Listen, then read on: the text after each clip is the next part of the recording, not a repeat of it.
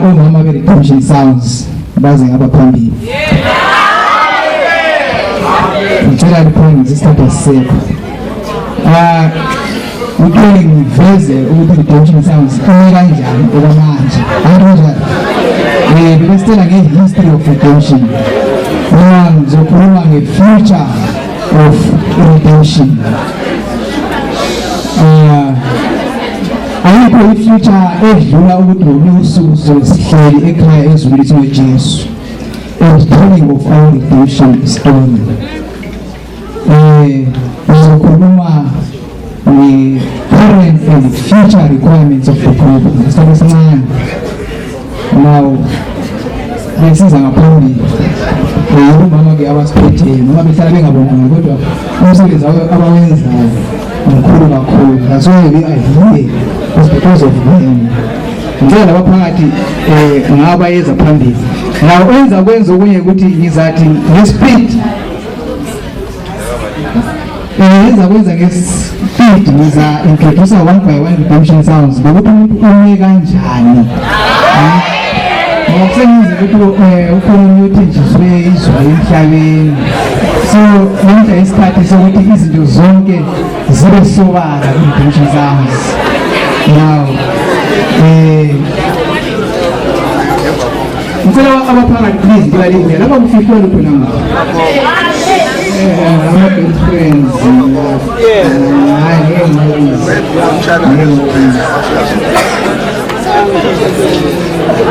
Bangafuna awenikazi.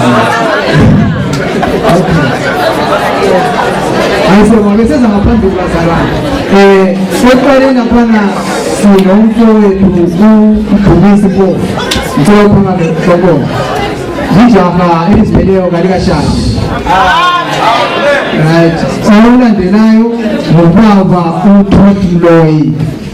Ukukhona umama usele ngale phesheya kwelizwe ushadile. Siyabonga. Olandelayo baba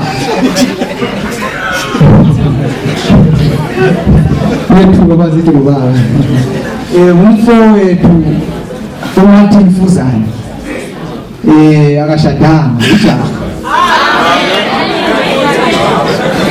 Olandelayo ngubaba uMawela uMasincube ubegama lakhe liqondileyo ukuthi Mawela ngikwazi ukuthi avela babegoli kodwa yena uMasincube ngoba kani ushadile ulo mfazi. Siyabonga. Olandelayo umfowethu uMxolisi Mpofu ushadile. Amen. Amen. Siyabonga. Umxolisi ngama-brothers loMdumisi Mpofu.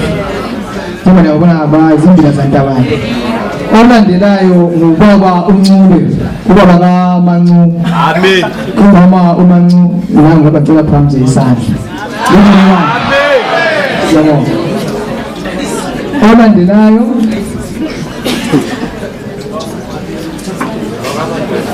Olandelayo ngubaba uMphilisi Moyo.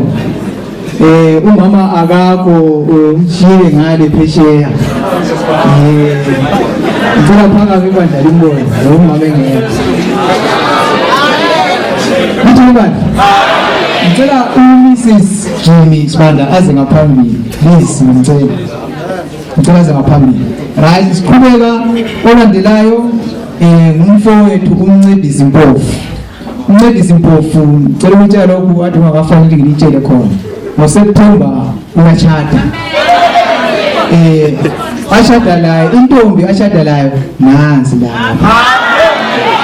Siyabonga.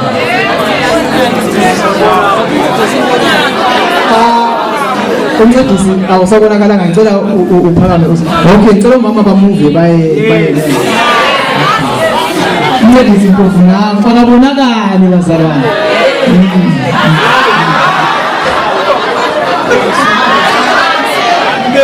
Siyabonga. Olandelayo ngoMayibongwe Manyathela. Ijaha lisadinga impela. Alifiki lokuyeli khona impela liyadinga. Kodwa ukuthi kalimbona umuntu oqotho. Liyadinga. Ngicela uphakathi lana. Olandelayo mfowethu ukhule kaNilunga. Lijaha akashadi. Kodwa-ke intombi yakhe ikhona. Uthanda ukuthi ayiveze kube sobala ukuthi ubonakala uhamba ngeqiniso. Ngicela uphansi isandla madoda. Ngaba kaseke igate yomshado. Yebo, kodwa sizoyika. Olandelayo ngubhuti futhi ukhulekani Ncube. Ngicela phakathi. Lijaha naye akakashadi. Kodwa angikwazi ukuthi intombi yakhe angiyibonanga kodwa ngiyakwazi ukuthi ikhona.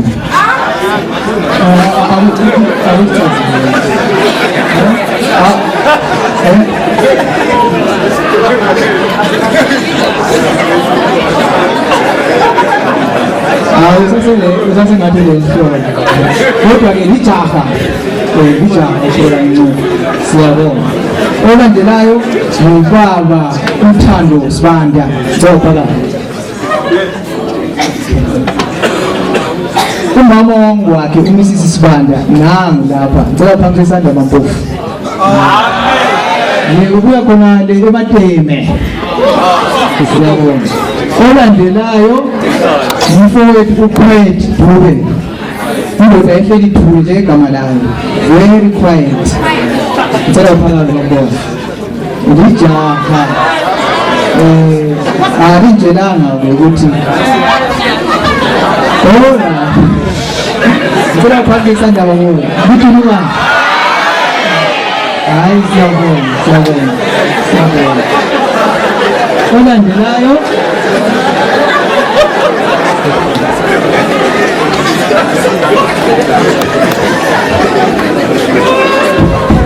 olandelayo nguVinos Mpofu. Yena hayi usahamba yedwa.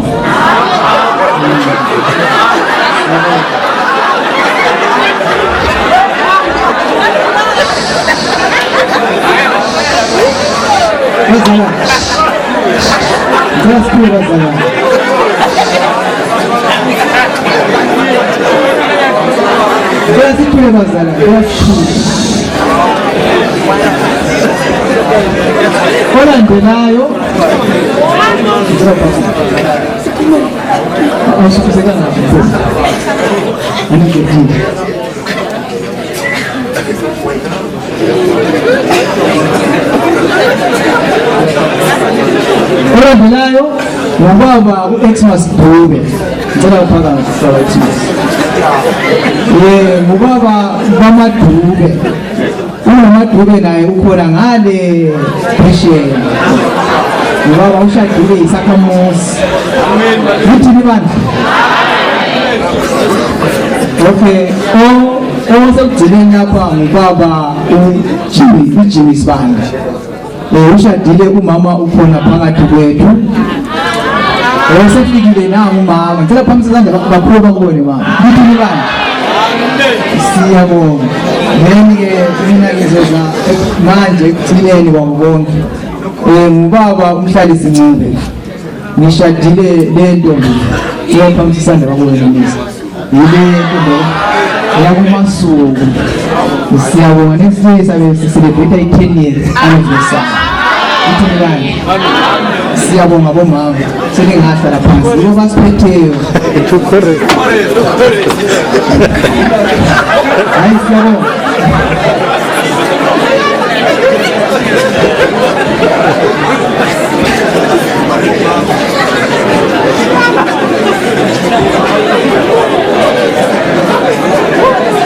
Niwa-ke bazalwane i-redemption sounds le phela sinamaye amalunga angekho kusukela kwenhlanhla namhlanje.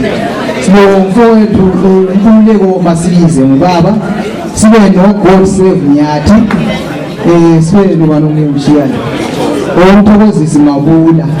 Laba-ke babalawo ngobaba bodwa. Lo Sifolani Fuzane ngubaba, lo baba uMusa Nkiwani ngaba ngikho namhlanje kodwa ke they are part of the redemption sounds. Ngithi libandla ke redemption sounds. Now ngokukhuluma ngehistory of redemption mina ngikhuluma ngefuture bazalwane. Ngeke usuku nje sizobe sikhuluma imbali sesekhaya ezulwini ngokusindiswa kwethu. Kodwa ke ifade enginika iverse eyodwa about anniversary kodwa emagroupsini imfihlakalo ukuphumelela uZechariah 4 verse 6. It is not by mighty no power but by the spirit of the Lord. Bazalwane, redemption sounds kuphonga ukuthi uzojoyina ufuna uhlale nje kuphela kodwa kulento ezinye ufanele udlule kizo. Redemption sounds sile pledge, sile motto, sine aim. And now aim yethu ithi yona to spread the Advent message through music. Now in motto yethu sithola ku 2 Corinthians 5 verse 14. For the love of Christ constraineth us. Uthando lukaThixo luyasifuqa kumbe lusiqinisa. Now i-pledge yethu ithi by the grace of God I sing songs of redemption in a foreign land. Now sithupa ku Psalms 137. Do you remember abantwana baka-Israel ma kuthiwa bekucelwa ukuthi can you sing us one of the songs of Zion? Bala kuba ngamahabs abo emabondeni bala kucula, but we cannot sing songs of the Lord in a foreign land. But as the commission was saying, by the grace of the Lord we will sing songs of redemption in a foreign land. Now also current and future requirements. Now the current day ezenzakala nje njengamanje redemption sounds okwamanje siphila ngokuthengisa ama-CDs esilawo ngibheke spiritual and commercial objectives ethu. Ku-spiritual yethu uma sithengisa ama-CDs sithi khona ivangeli lenza njani liyahamba, at the same time ngathi siyathola okuncane kwenza ukuthi lenza njani siqhubele phambili ngomsebenzi wenkosi. Ngikhuluma nje manje kusasa namhlanje sithi kusasa ilanga lizaphuma mali siyalala ngoba besemsebenzini. I-redemption sounds iya e-studio. We are starting now to record i-DVD. Yes, njengamanje mayelanga liphuma we are starting another DVD. Angeke ngitshele i-time izabe seli-ready because kuba nzima laphana kwesikhathi phakathi, kodwa ke siyaqala njengamanje we are recording another DVD. Okuwukuthi sizophinda futhi sibuye sili-invite futhi sisenza another program seliphume seli-out. Nithi nibandla ngalokho. Then ke izinto esizibhekeleleyo now thina i-redemption sounds sisebenza sichaye ifosholo sangathi uJesu ule 50 years to come. Angikuyangisa ukuthi izinto esisebenza ngayo sisebenza engathi uJesu uzabuya after 50 years. Kodwa siphila sangathi uJesu uzabuya kusasa.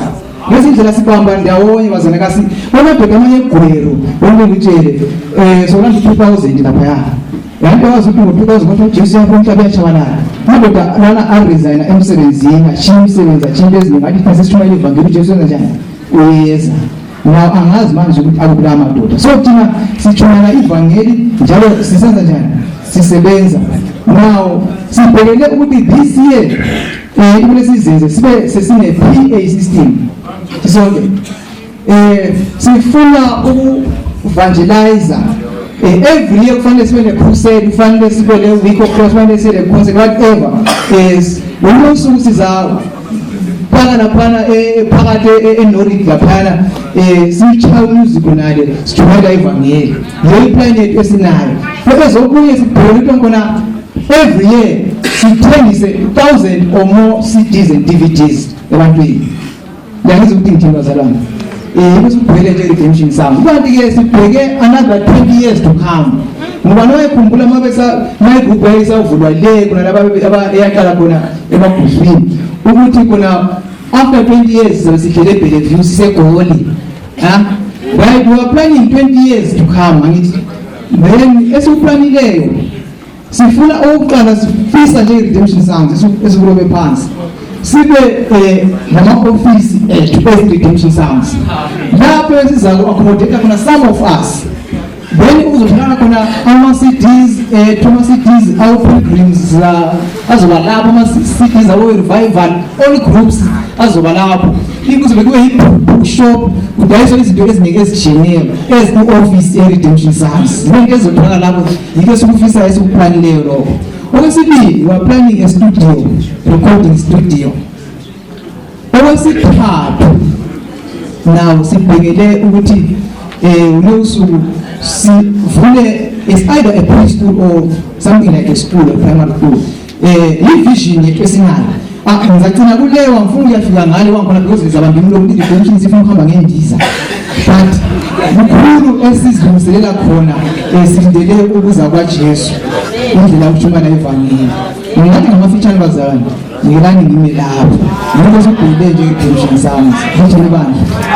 But sesithi ema-groupsini ngicela ubaba u-Albert Ndlovu ngicela uze ngapha uzosithandazela bese sithi ema-groupsini amanye atshiyeneyo kasizameni ukuthi sibe le-unity kwenze ukuthi siphumelele. Silama-problems esiba nawo esikhathi esiningi ukuthi uthole ukuthi umuntu onguye maybe ukutyula kakhulu asukazenzisa afuna ukuthi yena aphuke. Angithi yiko kuphela ama-groups uthole maybe utshaya isoprano abesefuna ukuthi ancenge uma upractice azafonela uzazibona ukuthi hayi impela ngiqakathekile. Ngicela bazalwane singaba nama-groups sisekele, let me use this word, asekelele ukuzenzisa, asisebenzela ubani uNkulunkulu. Amathalente la esiwasebenzisayo ayisiwo wethu. Angithi ungakuthi utshaya ithini uNkulunkulu usufuna ukuncengwa ibiza ke ngibona uma ingekho bazakwenza njani, uzahamba uyokutsha lethena yakho. Angithi bazalwane, so sifuna ukuzithandazele ama-groups. Sebenzisa u2 Corinthians 5:14, for the love of Christ constraineth us. Uthando lukaThixo bazalwane lusenza njani? Alusiqinise sijule losuku siyecula semabhuku ekhaya ezulwini. Ngicela ubaba uNdlovu uthandazele ama-groups, ama-problems atshiyeneyo abantu ama-groupsini abangathola inhliziyo zozibomvu lapha ngamanye members abo kuyaliwa. Angithi into kazihambi kahle. Sicela ukuthi usinike umthandazo oqakathekileyo oza kudonsa ama-groups abe ne-unity futhi ezi-groups ama-groups atshiyeneyo basekeleni ukuxabana nokulwa bazalwana. Angithi sonke ngiyesicela ingoma yawathini asikekeleni umsebenzi bazalwana senzela ensininye. Angithi it's only into okuyibiyalela khona umoya okuyalela khona sifuna ukuhlanganisa indima siyoke siye ekhaya ezulwini.